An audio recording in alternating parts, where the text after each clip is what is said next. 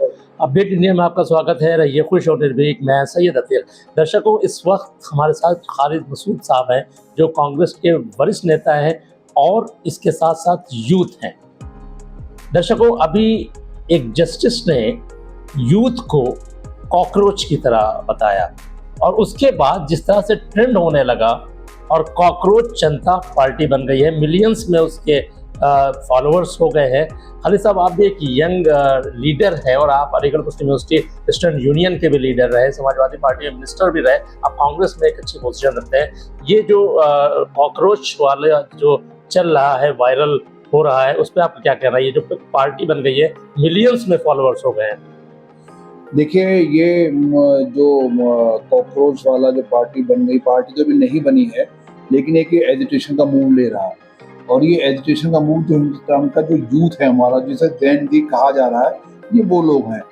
और ये लोग जो ना देश के जो हालात हैं, इस वक्त जो भारतीय जनता पार्टी ने जो देश के हालात पैदा कर दिए, जो नौजवान परेशान है अपने कैरियर को लेकर के, रोजगार को लेकर के परेशान है, रोजगार नहीं है, और शिक्षा का बजट लगातार कम होता चला जा रहा है।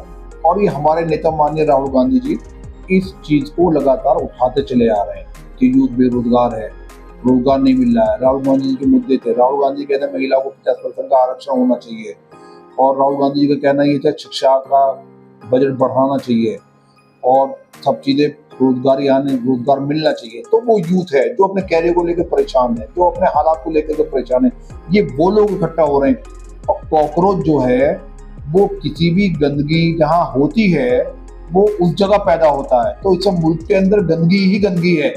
जब गंदगी ही गंदगी है तो कॉकरोच की शक्ल में यूथ का, हिंदुस्तान का यूथ वो निकल के आ रहा है, वो इकट्ठा हो रहा है। और आपको इस पार्टी का नाम दिया जा रहा है, एक एजुटेशन का वो लेने जा एजुटेशन बनने जा रहा है। और इससे ही अंदाजा लगाया जा सकता है कि कितनी बड़ी तादाद में इतने कम समय में हिंदुस्तान का युवा जो है इनसे जुड़ रहा है, इनसे बात कर रहा है। इसी से आप समझ सकते हैं कितना ज्यादा यूथ परेशान है। कांग्रेस के पास तो खुद ही एक बहुत बड़ी यूथ कांग्रेस के नाम से विंग है। यूथ कांग्रेस के नाम से विंग है। यूथ कांग्रेस लगातार आंदोलन कर रही है। देखिए, आंदोलन को दबाया जाए। अभी यूथ कांग्रेस के लोगों ने NSUI के लोगों ने दिल्ली में आंदोलन करा, उनके पर मुकदमा काम कर दिए। लोकतंत्र बिल्कुल खत्म हो चुका है और खत्म हो चुका है। बीजेपी ने आज देखिए उनकी सब वेबसाइट वगैरह बंद कर दी। जो लोग कर रहे थे, इसमें जुड़ रहे थे, उसको क्लोज कर दिया। ये बीजेपी इसको दबाना चाहती है। ये यूथ निकल के आ रहा है, ये इसे समझना चाहिए। ये इकट्ठा होगा और ये जेपी आंदोलन का जो आंदोलन हुआ था जिससे मुल्क की हुकूमत हटी थी, इसी तरीके से आंदोलन जेपी आंदोलन है, अंधा आंदोलन है। इसी तरीके से राहुल गांधी जी की नीतियों को मानते हुए जो राहुल गांधी जी उठा रहे हैं, जो बार बार कह रहे हैं देश के सामने, बेरोजगारी के लिए कह रहे हैं। राहुल गांधी जी लगातार नोटबंदी पर राहुल गांधी जी बोले थे, देखिए फिर वही बात सच साबित हुई। उसके बाद कोरोना पे बोले थे, वही बात सच साबित हुई। और उसके बाद राहुल गांधी जी अभी महंगाई के ऊपर बोल रहे हैं। महंगाई बढ़ता ही है लगातार। जब इलेक्शन के टाइम पे इन्होंने पेट्रोल डीजल के दाम नहीं बढ़ाए, गैस के दाम नहीं बढ़ाए, इलेक्शन खत्म होते के साथ ही दाम बढ़ाने शुरू कर दिए। और देखिए धीरे धीरे स्लो पॉइजन है। पहले 3 रुपया बढ़ा, कल 1 रुपया बढ़ गया, फिर और बढ़ाएंगे। लिहाजा देश के हालात बहुत खराब है। देश का यूथ इकट्ठा हो रहा है और ये यूथ जो है इस सरकार को बदलने का काम यूथ करेगा। एक आखिरी सवाल, आपने भी कहा जहाँ गंदगी होती है वहाँ कॉकरोच आती है, यानी आपके मुताबिक भारतीय जनता पार्टी ने गंदगी फैला रखी थी। तो यूथ की शक्ल में जो जस्टिस का बयान था, उन्होंने कॉकरोच जो कहा है, तो आप ये मानते हैं कि जो मूवमेंट है, जो आंदोलन है, ये कॉकरोच के नाम पर 27 में सफाया हो जाएगा उत्तर प्रदेश से भाजपा का? आप चूंकि उत्तर प्रदेश में ज्वाइन किया है कांग्रेस, आप बिल्कुल सफाया होगा भाजपा का। और देखिए ये अब हद हो गई है। जब आदमी वो है ना, मरता क्या नहीं करता, युवा निकल पड़ा है, वो देख रहा है, वो चेंज चाहता है। लोकतंत्र खत्म हो गया, इलेक्शन कमीशन पे पूरा कब्जा है, जुडिशरी पे पूरा कब्जा है।